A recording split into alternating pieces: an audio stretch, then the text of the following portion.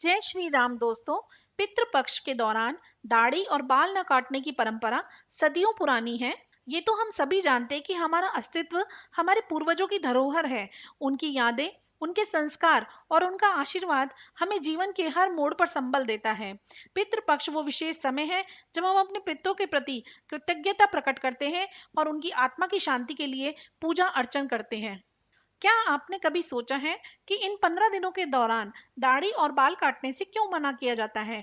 इसके पीछे धार्मिक मान्यता के साथ साथ हमारी भावना और सांस्कृतिक परंपरा भी छिपी हुई है। यह समय हमारे पूर्वजों की आत्मा की शांति के लिए समर्पित होता है। भारतीय धर्मशास्त्र में पितृपक्ष का बड़ा महत्व बताया गया है। ऐसा माना जाता है कि इस समय पितृ पृथ्वी पर आते हैं और अपने वंशजों को आशीर्वाद देते हैं।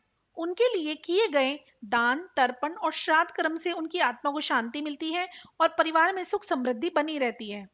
पितृपक्ष के दौरान हम अपने पूर्वजों के प्रति शोक व्यक्त करते हैं। शोक के समय खुद को संवारने, सजाने को सही नहीं माना जाता, इसीलिए दाढ़ी और बाल काटने को शारीरिक सौंदर्य से देखकर जोड़ा जाता है और शोक के समय यह अनुचित समझा जाता है। इसलिए इन दिनों में दाढ़ी और बाल काटने से परहेज किया जाता है। इसका एक कारण यह भी है कि शरीर की सजावट को भोग विलास से जोड़कर देखा जाता है, जबकि तपस्या का समय सादगी और विनम्रता का प्रतीक है। पितृपक्ष को तपस्या और आत्म संयम भी माना गया है। यह वह समय है जब व्यक्ति खुद को साधारण रखकर अपने पूर्वजों की आत्मा की शांति के लिए प्रार्थना करता है। पितृपक्ष के दौरान हम अपने पूर्वजों की आत्मा की शुद्धि के लिए पूजा पाठ और श्राद्ध कर्म करते हैं। इन कर्मों के दौरान शरीर का शुद्ध रहना भी जरूरी होता है, इसलिए इन्हें इन दिनों में वर्जित माना गया है। धार्मिक कारणों के अलावा पितृपक्ष में दाढ़ी और बाल न काटने के पीछे एक वैज्ञानिक कारण भी हो सकते हैं। ये देखा गया है कि पितृपक्ष के दौरान मौसम में बदलाव होता है। इस समय हमारी शरीर की रोग प्रतिरोधक क्षमता कमजोर हो सकती है और दाढ़ी या बाल काटने से त्वचा पर संक्रमण का खतरा बढ़ जाता है।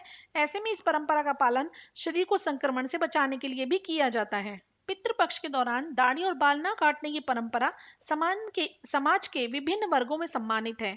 जब लोग इस परंपरा का पालन करते हैं तो वे अपने पूर्वजों के प्रति सम्मान व्यक्त करते हैं।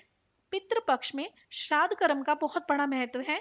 श्राद्ध का शाब्दिक अर्थ होता है श्रद्धा से किया गया कर्म। श्राद्ध कर्म में पितरों के लिए अन्न, जल और वस्त्रों का दान किया जाता है।